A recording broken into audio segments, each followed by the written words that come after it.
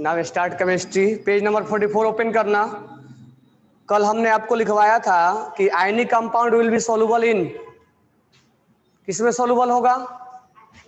Aqueous solution, polar, क्योंकि ionic compound क्या होते हैं? पोलर होते हैं, इसीलिए एक्वस सॉल्यूशन में क्या हो जाएंगे? सोलुबल होंगे। ठीक है, कोई चीज पानी के अंदर सोलुबल है तो किस किस चीज पे डिपेंड करेगा? ज्यादा से ज्यादा सोलुबिलिटी हो तो क्या क्या डिपेंड करेगा? किस किस से डिपेंड करेगा बताओ सारे?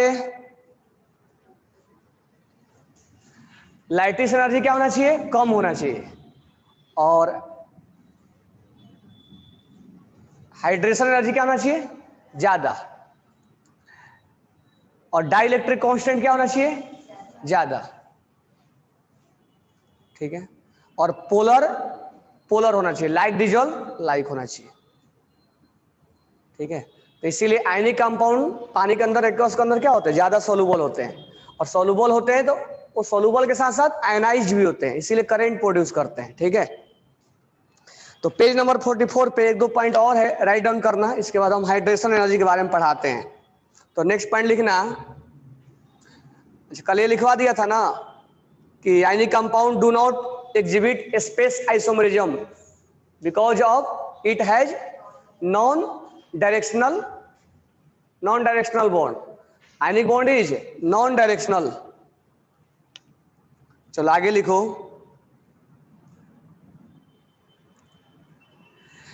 Ionic compound has high melting point and boiling point.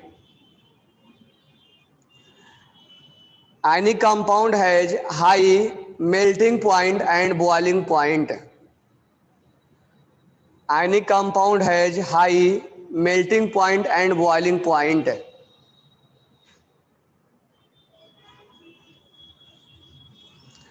Ionic compound has high melting point and boiling point. इसमें एग्जाम्पल लिखना,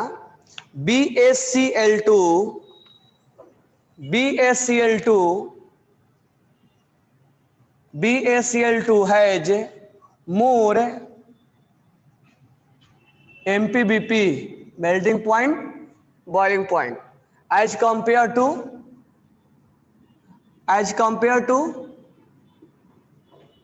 BeCl2। अब ध्यान से सुनना,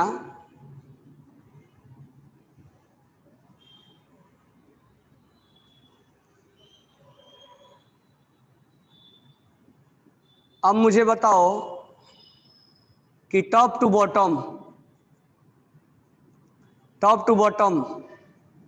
आयनिक कैरेक्टर क्या होगा? Top to bottom ionic character will be क्या होगा? इंक्रीज होगा, आसानी से लॉस कर देगा और आसानी से गेन कर देगा। हम लिखेंगे टॉप टू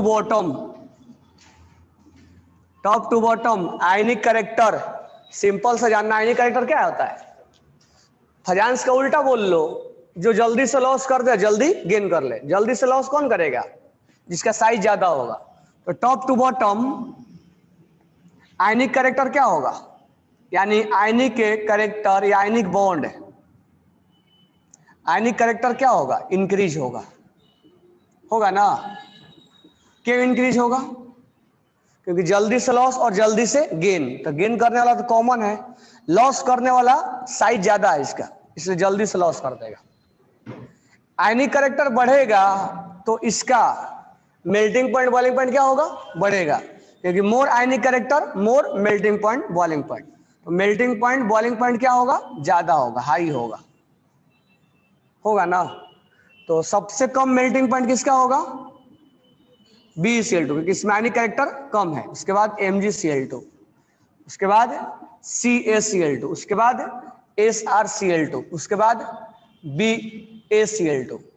तो सबसे ज्यादा melting point boiling point BaCl2 में है। तो हमारे बुकलेट में क्या लिखा हुआ है कि BaCl2 has very very high melting and boiling point as compare to BeCl2 because it has more ionic character. तो लिख लेना, because it has more ionic character. ये लिखो पूरा पॉइंट सारे, यहां से पूरा पॉइंट लिखो। BaCl2 has more melting point boiling point as compared to BaCl2 because BaCl2 has more ionic character as compared to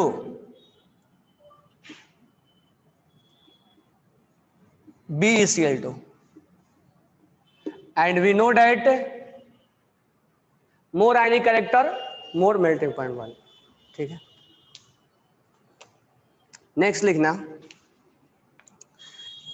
लिखना melting point of CSF, melting point of CSF caesium fluoride, melting point of caesium fluoride is very high as compare to lithium fluoride. Caesium fluoride has very high melting point as compare to lithium fluoride.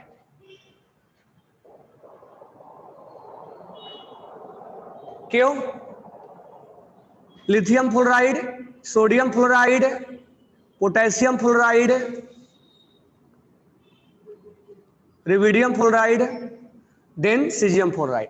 तो top to bottom ionic character क्या होगा?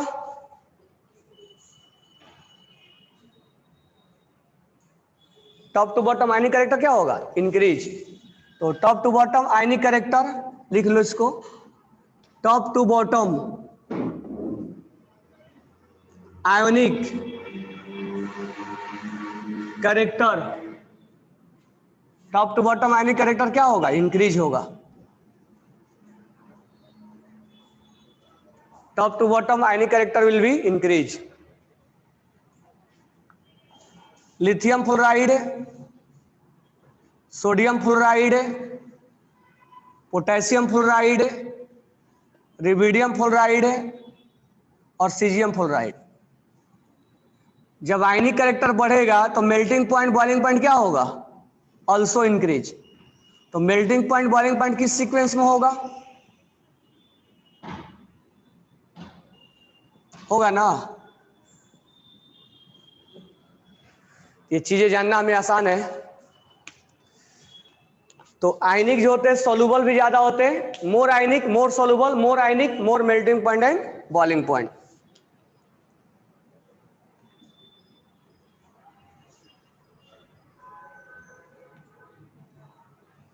चलो next लिखेंगे melting point of NaF, melting point of NaF, melting point of NaF sodium fluoride, melting point of NaF is more than NaI, melting point of NaF is more than NaI। मुझे बताओ reason क्या है? NaF का melting point क्यों ज्यादा होगा? तो हम चेक करेंगे क्या? Ionic character. बताओ आयोनिक कैरेक्टर किसमें ज्यादा है? अब सोडियम दोनों कॉमन है, अब गेन करने वाला जल्दी गेन करेगा। आयनिक के लिए ही चेक किया जाता है ना, जल्दी से लॉस कर दे और जल्दी से क्या कर दे? गेन करे। तो यहां पर गेन ये जल्दी करेगा फ्लोरीन, ठीक है, फ्लोरीन जल्दी गेन करेगा क्योंकि साइज छोटा है इसका। तो आयनिक कैरेक्टर जो हो जाएगा NaF में ज्यादा होगा और NaI में कम होगा। तो आयनिक कैरेक्टर जिसमें ज्यादा होगा उसका मेल्टिंग पॉइंट क्या होगा? ज्यादा होगा। ठीक है, तो लिख लेना ऐसे, बस ज्यादा लैंग्वेज में नहीं लिखना है, ऐसे लिख लो more ionic character in NaF as compare to NaI, that's why melting point will be NaF as compare to NaI। ठीक है,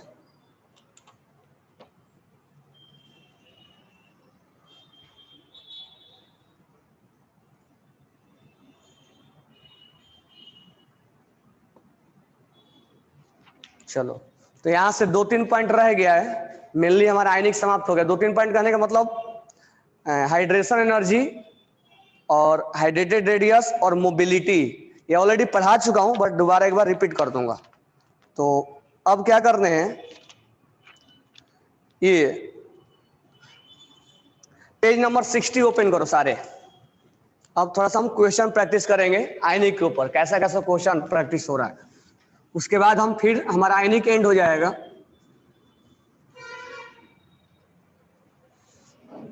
जहां जहां नहीं आएगा फिर हम, अभी सॉल्युबिलिटी वाला कुछ क्वेश्चन बाकी है। चलो पेज नंबर 60, पेज नंबर 60 पर क्वेश्चन नंबर 29 टू 38। एक बार मैं रीड कर रहा हूं, आप लोग उसका आंसर करोगे। पहला question 28, electronegativity of two element are, electronegativity 28 भी है, electronegativity of two element are 0.7। मान लेते ए का 0.7 है और बी का 3 है, तो form between them would be, कौन सा बॉन्ड बनेगा? तो हमने बोला है कि अगर change in electronegativity will be greater than 1.7, then which bond will form? Ionic bond. If electronegativity difference will be less than 1.7, then covalent bond. If electronegativity difference will be equal to 1.7, 50% ionic character होगा और 50% covalent character होगा। अब यहां पर electronegativity difference बताओ कितना आया? This one is electronegativity difference of A और this one is electronegativity of B, तो डिफरेंस कितना आएगा? डिफरेंस कितना आएगा? ये इलेक्ट्रोनेगेटिविटी डिफरेंस कितना आएगा? 2.3 माइनस 0.7 कितना आ जाएगा? 2.3। 2.3 इज 1.7 से ज्यादा है कि नहीं है? 1.7 से ज्यादा है तो कौन सा बॉन्ड बनेगा? यानी ए और बी के बीच में कौन सा बॉन्ड बनेगा? Ionic bond. तो A and B will form ionic bond. लेकिन ये कंडीशन ये नहीं देखेंगे हर बार यही चेक करेंगे, समझ में आया क्या?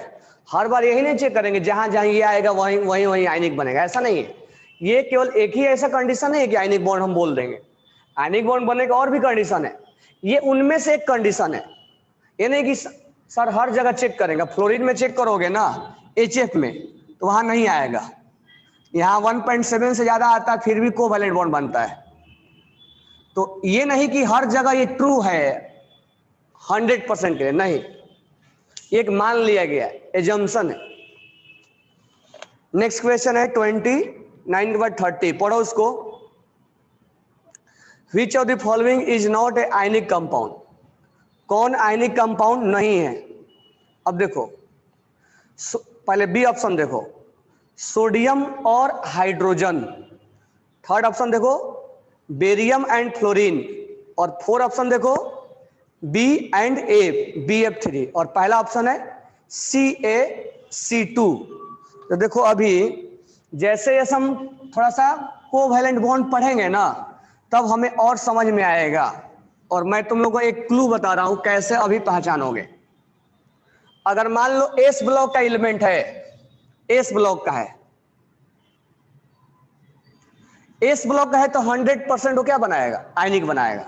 S block plus P block, एक दो को छोड़ के S block plus P block ये आयनिक बनाएगा, आयनिक बनाएगा। एक दो को छोड़ के जैसे BeCl2, जैसे लिथियम क्लोराइड, ये कोवैलेंट होते हैं। एक्सेप्शन है या हम बाद में समझाएंगे इसको। अगर एस ब्लॉक और पी ब्लॉक मिलेगा तो 100% आयनिक बॉन्ड बनेगा, दो को छोड़ के। लिख लो इस चीज को, एस ब्लॉक और पी ब्लॉक अगर मिलेगा तो अगर एस ब्लॉक और उसमें हाइड्रोजन मिल गया तो आयनिक बॉन्ड होगा।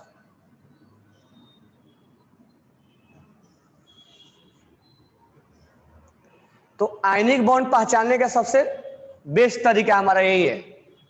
हर जगह हम इलेक्ट्रोनेगेटिव डिफरेंस नहीं निकालेंगे।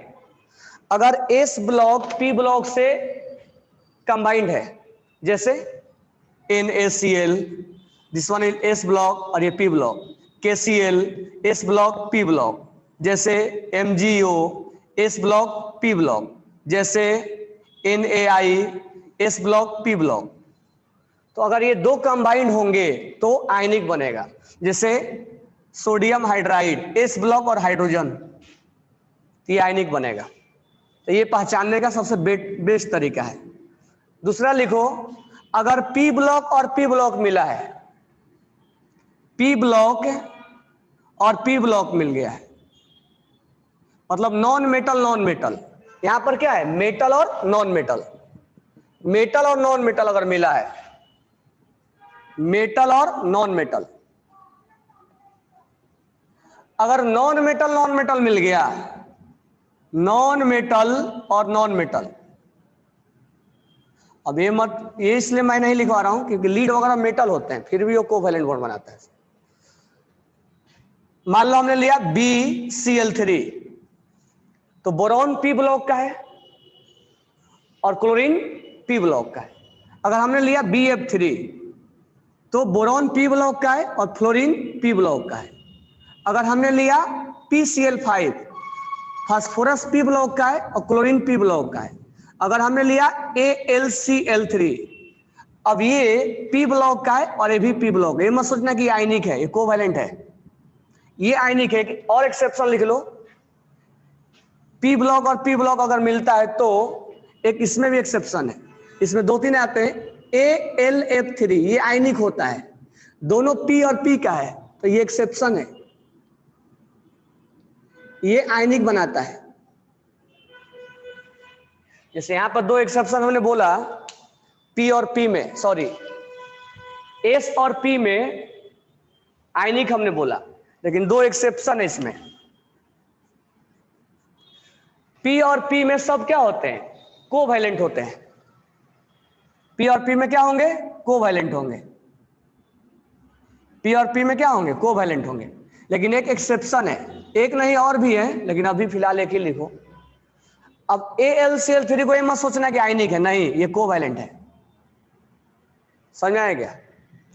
अगर आया HF, तो HF को ये नहीं सोचना है कि आयनिक है, HF इज ए कोवैलेंट।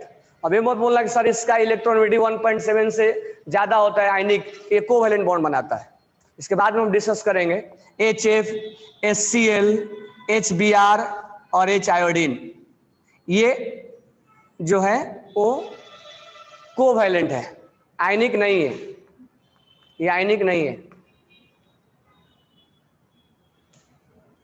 तो बहुत सारे एग्जांपल अभी हम कोवैलेंट में पढ़ने वाले हैं, ठीक है, इसको अभी लिख लो इतना, तो कुछ कुछ दिमाग में चला आया। आयनिक कौन बनाएगा, एस ब्लॉक वाला पी ब्लॉक वाला क्या बनाएगा, आयनिक। अब देखो ये दोनों नॉन मेटल है, ये नॉन मेटल और ये नॉन मेटल। हाइड्रोजन ये नॉन मेटल, भले वो एस ब्लॉक में रहता है, ठीक है, लेकिन यहाँ मेटल और नॉन मेटल लेना है। तो एस ब्लॉक और पी ब्लॉक आयनिक बनाएंगे, इनको छोड़ के।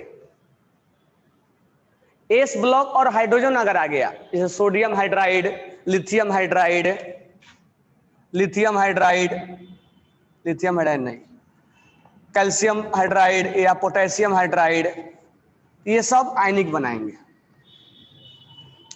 पी ब्लॉक अगर कंबाइंड हुआ है, ये P block P block P block P block P block P block P block P block, ये एस और पी है, लेकिन नॉन मेटल है, ऐसा भी सोचना है, नॉन मेटल।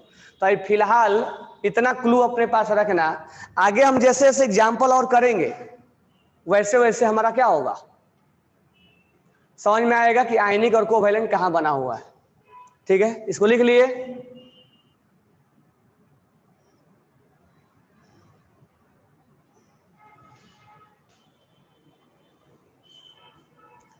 Na और H पे सेम चार्ज नहीं होगा, तुम्हें सोडियम पे और हाइड्रोजन पे सेम चार्ज होगा। सोडियम पे याद होगा तुम लोगों को, केमिकल ऑक्सीडेशन स्टेट में पढ़ाया था हमने, सोडियम पे प्लस होगा और हाइड्रोजन पे minus. When sodium will combined with metal then hydrogen के ऊपर दोनों चार्ज होता है। तो in case of when sodium combined with metal then it's so negative and here it's so positive. तो लिख लेना, if hydrogen combined with metal, लिख लो, if hydrogen combined with metal, if hydrogen combined with metal, if hydrogen combined with metal, it show negative charge, it show negative charge, यानी वो anion बन जाता है। and that form metal hydride, and that form, right down करो सारे, that form metal hydride, that form metal hydride. अब देखो इस क्वेश्चन का आंसर करते हैं। क्वेश्चन नंबर, अच्छा एक क्वेश्चन छूट गया था बीच में हमारा, चलो पहले 30 कर लेते हैं, उसके बाद 29 करते हैं। 30 पे ध्यान दो, कह रहा कौन आयनिक नहीं है। हमें बहुत ज्यादा अभी कोवैलेंट हमने पढ़ा नहीं है, जितना पढ़ा है उसी के बेसिस पर हमें आंसर करना है। देखो कैसे करेंगे। CaC2 है, कैल्शियम, कैल्शियम किस ब्लॉक का है? एस ब्लॉक का। और कार्बन किस ब्लॉक का है? पी ब्लॉक का। तो कौन सा बॉन्ड बनाएगा? आयनिक बॉन्ड बनाएगा। दूसरा NaH, अगर एक एस ब्लॉक का है, एक एस ब्लॉक का है और एक हाइड्रोजन है, सोडियम हाइड्राइड, सोडियम हाइड्राइड, तो कौन सा बॉन्ड बनाएगा? आयोनिक। अब नेक्स्ट BaF2, Ba किस ब्लॉक का है और फ्लोरीन किस ब्लॉक का है?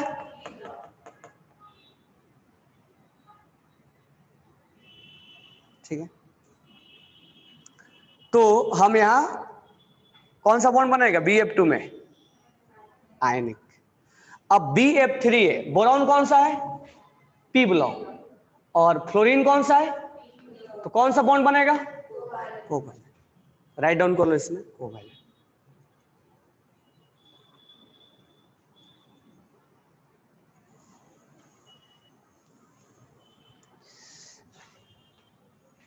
लिख लियो तुम लोग।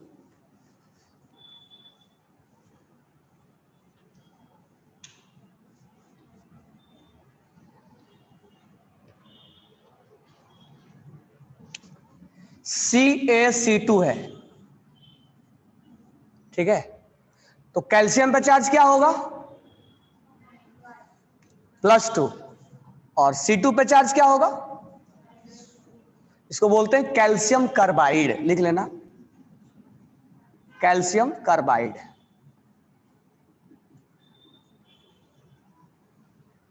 Calcium carbide. अब देखो इस पे हम आगे बॉन्ड बनाएंगे,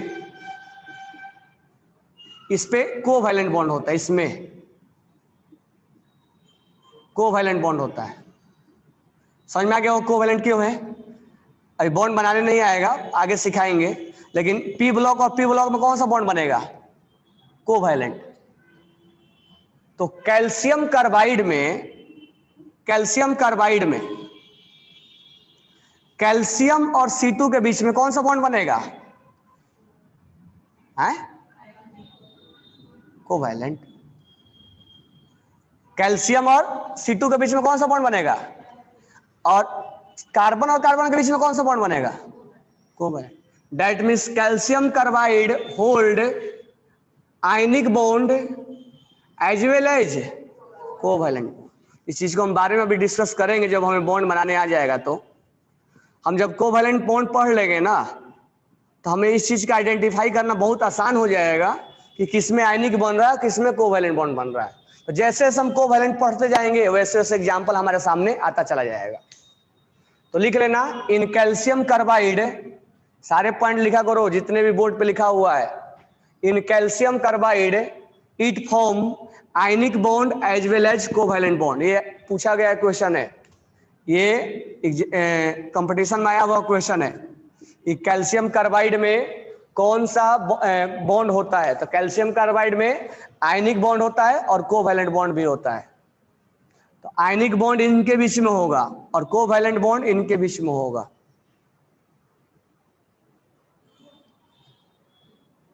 लिख लिए सारे पॉइंट? ओके। सारे जितने भी ब्लैक बोर्ड पे, व्हाइट बोर्ड पे लिखे ना, उसको लिखा करो नोटबुक में। चीजें वो नॉलेज है, वो हमें आना चाहिए। Next question 29। अच्छा, कौन आयनिक नहीं है तो इसका आंसर हो जाएगा 4 BF3। क्वेश्चन नंबर 29 पढ़ो। High ionic bond is formed by combination of, एक आयनिक बॉन्ड को बनने के लिए और अच्छा आयनिक बॉन्ड बनने के लिए कौन से ग्रुप चाहिए? तो लूज करने वाला जल्दी चाहिए यानी इलेक्ट्रोपॉजिटिव, और गेन करने वाला जल्दी चाहिए यानी electronegative.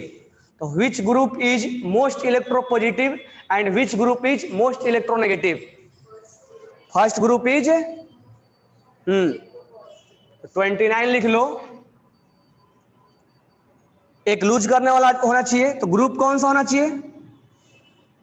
Group most electro positive होना चाहिए। मालूम है ना, इलेक्ट्रो पॉजिटिव जो आसानी से अपना इलेक्ट्रॉन क्या कर दे, लूज कर दे। और ग्रुप कौन सा होना चाहिए?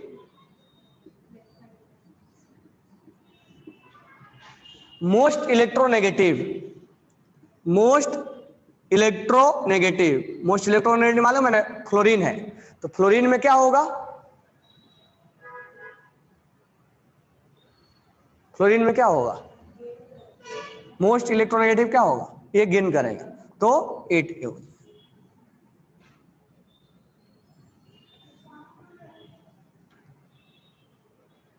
ठीक है, लिख लो यहां पे group first a most electropositive है और 7A मोस्ट इलेक्ट्रोनेगेटिव है।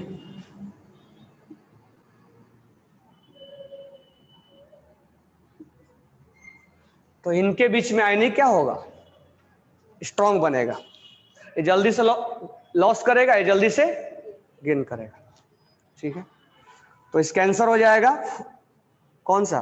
फर्स्ट वाला। क्वेश्चन नंबर 31 पढ़ो। Which of the following is favourable factor for cation formation? मतलब केटाइन बनने के लिए क्या होना जरूरी है?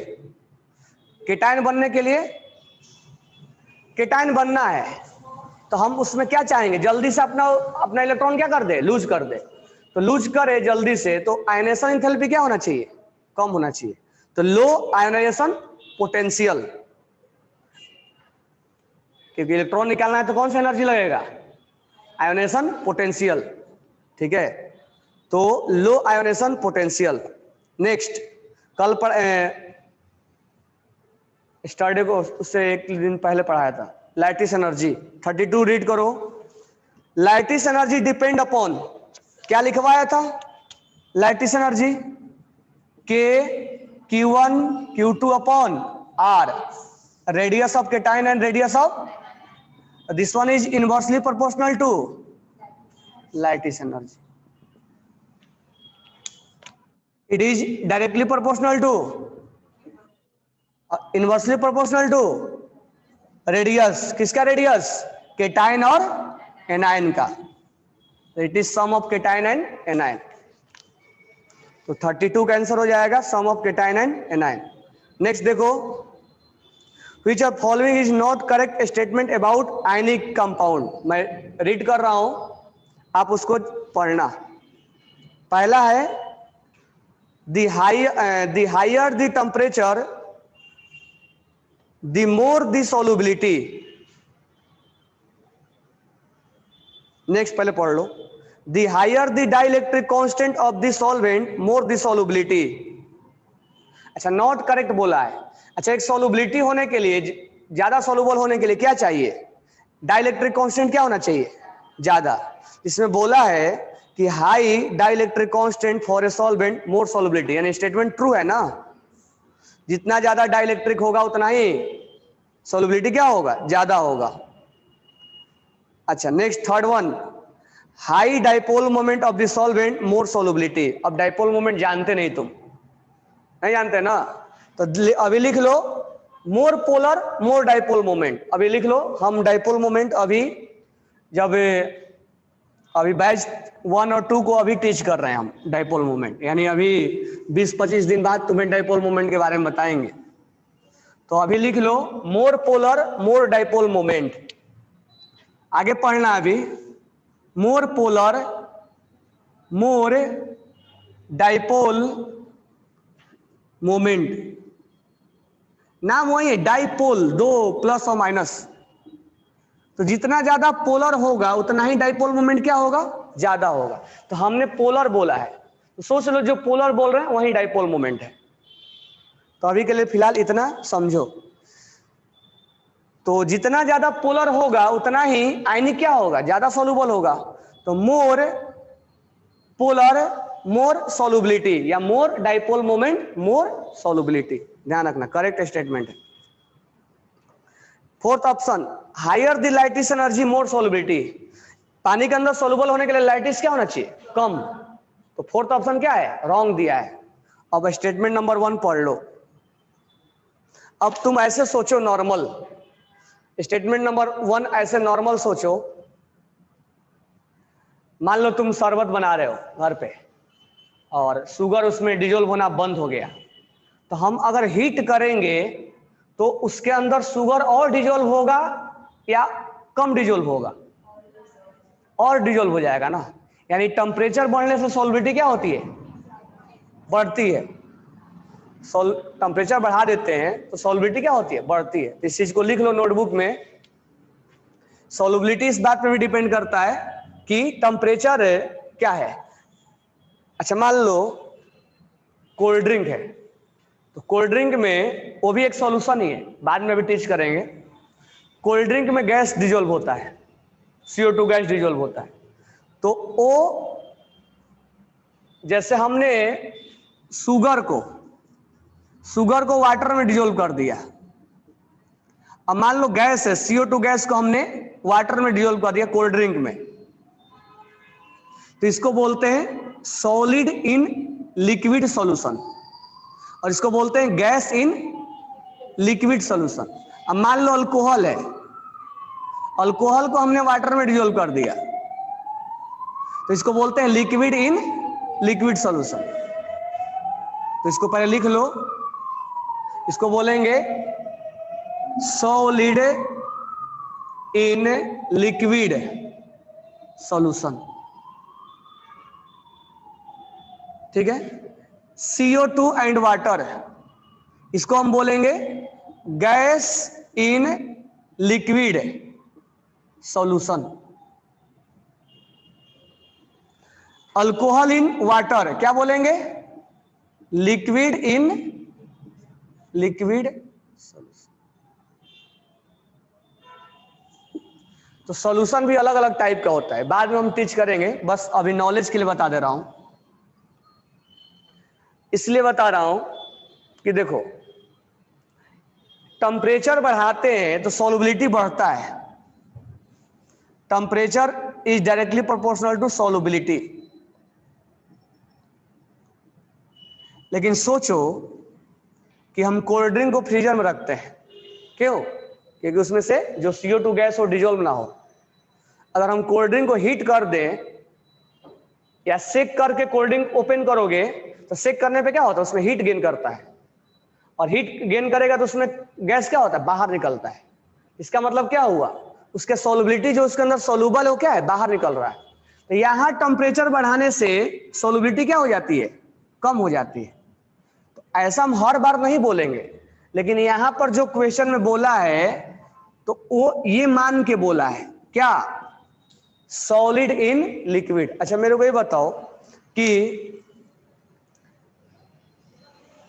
समर के दिनों में जो एक्वेटिक होता है, ये एनिमल्स हो, ये मछली वगैरह फिश, वो नीचे चले जाते हैं, अपर लेवल पर नहीं रहते, ऐसा क्यों। यहां पर क्या, उसके अंदर गैस होता है, और जब समर का दिन होता है तो इसमें लाइट हीट पड़ता है, तो यहां से गैस क्या हो जाता है, बाहर निकल जाता है, सोल्यूबल, उसकी सॉल्युबिलिटी कम कर देता है। तो लोअर लेवल पे क्या होगा, यहाँ हीट कम होगा, तो यहाँ सॉल्युबिलिटी क्या होगा, ज्यादा होगा। तो ज्यादा होगा तो इसीलिए वो नीचे चले आते हैं ऑक्सीजन के लिए। तो कहने का मतलब ये है कि अगर टेम्परेचर बढ़ाएंगे तो सॉल्युबिलिटी बढ़ेगा, लेकिन इस केस में अगर हम कोल्ड ड्रिंक को हीट कर दें तो जो भी गैस डिजोल्व होगा वो भी क्या होगा, बाहर निकल जाएगा, तो सॉल्युबिलिटी क्या हो जाएगा, कम हो जाएगा। तो इस केस में बोलेगा तो टेम्परेचर बढ़ने से सॉल्युबिलिटी घटता है, तो लेकिन हम यहाँ बाय डिफॉल्ट क्या मान रहे हैं, ये वाला केस। तो लिख लेना इस केस में कि temperature is directly proportional to solubility, और यहां लिखना temperature is inversely proportional to solubility. लेकिन ये जब देगा ना तो लिख के देगा, तो टेम्परेचर बढ़ाएंगे तो सॉल्युबिलिटी क्या होगा, बढ़ेगा। ठीक है, तो अब क्वेश्चन नंबर 33 में पहला स्टेटमेंट पढ़ो, the higher the temperature more solubility, यानी बाय डिफॉल्ट इस केस को उसने माना है, चुना है। अगर इस केस को चुनना होता तो लिख के देता। तो स्टेटमेंट नंबर 1 हम क्या बोलेंगे, ट्रू है इसके लिए। ठीक है, क्वेश्चन नंबर 34 पढ़ो, which of the following conduct electricity, crystalline NaCl, crystalline का मतलब होता है सॉलिड, लिख लेना वहां पे सॉलिड है, क्रिस्टलाइन का मतलब होता है सॉलिड है। तो क्या सॉलिड NaCl करंट फ्लो करवाएगा, करवाएगा नहीं। फ्यूज्ड NaCl करवाएगा कि नहीं करवाएगा, करवाएगा। मोल्टेन सल्फर, सल्फर क्या है, कोवैलेंट है। सल्फर को याद है तुम लोगों S8 लिखते हैं, लिखते हैं ना। एक सल्फर दूसरे सल्फर के बीच में कौन सा बॉन्ड बनेगा, कोवैलेंट। क्या इसमें करंट फ्लो होगा, नहीं, क्योंकि वो आयंस नहीं बनेगा। नेक्स्ट है डायमंड, डायमंड में करंट फ्लो होगा, डायमंड में होगा कि नहीं होगा, नहीं होगा, डायमंड में करंट फ्लो नहीं होता है। ग्रेफाइट में होता है, पढ़े उन्होंने मेटल नॉन मेटल में। तो इसमें आंसर हो जाएगा फ्यूज्ड NaCl। ठीक है, next, which of the following is not electrolyte in molten state, कौन इलेक्ट्रोलाइट नहीं, इलेक्ट्रोलाइट का मतलब क्या होता है, इलेक्ट्रोलाइट का मतलब क्या होता है, जो करंट फ्लो करवाए। क्रायोलाइट का फॉर्मूला क्या होता है, क्रायोलाइट मेटलर्जी में पढ़े होगे, NaAlF3, NaAlF3 लिख लेना, क्रायोलाइट NaAl3। मेटलर्जी में जब एल्युमिनियम का एक्सट्रैक्शन करते हैं तो उसमें क्रायोलाइट ऐड करते हैं, उसके मेल्टिंग पॉइंट बॉइलिंग पॉइंट को कम करने के लिए, कंडक्टिविटी बढ़ाने के लिए। तो ये लिख लेना क्रायोलाइट का फॉर्मूला, और ये आयनिक हो जाएगा तो ये करंट प्रोड्यूस करेगा। यूरिया का फॉर्मूला क्या होता है, यूरिया जो है कल मैं लिखवाया था, यूरिया पानी के अंदर डिजोल्व होता है लेकिन आयंस में बदलता है क्या, नहीं। तो urea is dissolve in water but not dissociate into ions, ये यूरिया का फॉर्मूला होता है। ठीक है, और एक रॉक सॉल्ट, रॉक सॉल्ट का फॉर्मूला क्या होगा, NaCl इज रॉक सॉल्ट। तो मुझे बताओ इसमें मोल्टेन स्टेट में कौन करंट फ्लो करवाएगा, रॉक सॉल्ट, और एक है सल्वाइन, उसका फॉर्मूला बता रहा हूं।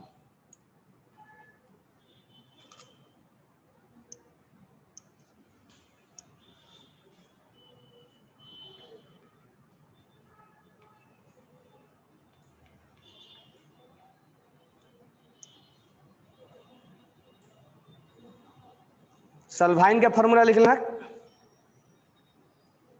KCl होता है, potassium chloride, sylvine potassium chloride, potassium chloride, sylvine का फॉर्मूला लिखना KCl। तो इसमें कौन करंट नहीं फ्लो करवाएगा, यूरिया, क्योंकि यूरिया डिजोल्व है, नहीं करें। Next 36, melting point is low, अब क्या क्या दिया हुआ है, कैल्शियम फ्लोराइड, कैल्शियम फ्लोराइड, और क्या दिया है, कैल्शियम क्लोराइड, कैल्शियम ब्रोमाइड, और कैल्शियम। अब मुझे बताओ आयनिक किस में ज्यादा है? Calcium chloride. और आयनिक सबसे कम किस में है? तो सबसे मेल्टिंग पॉइंट ज्यादा किसका होगा और सबसे कम किसका होगा? आंसर क्या होगा? चलो next question. Ionic compound do not exhibit space isomerism. हाँ, क्योंकि वो उसके बॉन्ड क्या होते हैं? नॉन डायरेक्शनल होते हैं। नॉन डायरेक्शनल होगा, नॉन डायरेक्शनल होगा ना। Next, KCl easily dissolve in water because क्या होता है? वो पानी के अंदर क्या हो जाएगा? क्यों डिजोल्व हो जाता है जल्दी? जल्दी साइनाइज हो जाता है। इजिली सॉल्वेटेड है 38 का फोर्थ ऑप्शन हो जाएगा। 4 the ions are easily solvated. Solvated मतलब हाइड्रेटेड। हाइड्रेटेड मतलब पानी के अंदर जल्दी से डिजोल्व। चलो इतना समझ में आ गया ना? तो